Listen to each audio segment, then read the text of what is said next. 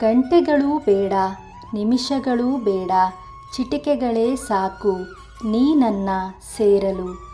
ಮನದಲ್ಲಿ ಮೂಡುವ ಪದಗೊಂಚಲು, ಬರಹದ ರೂಪ ತಾಳಲು, ನಿನಾದಿಸಲು.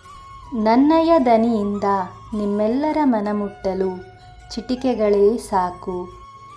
ಏನು ಬರೆಯಲಿ, ಹೇಗೆ ಬರೆಯಲಿ, ಎಷ್ಟು ಯೋಚಿಸಿದರೂ ಗೋಚರವಾಗದ ನೀನು. ಕೆಲವೊಮ್ಮೆ ಕ್ಷಣಾರ್ಧದಲ್ಲಿ ಕೈಗೆಟಕುವೆ ನೀನು. ರಾಶಿ ಪದಗಳ ಮೂಟೆ ಕೊಡುವೆ ನೀನು. ಅಪರೂಪದ ಶಾಯರಿ ನೀನು.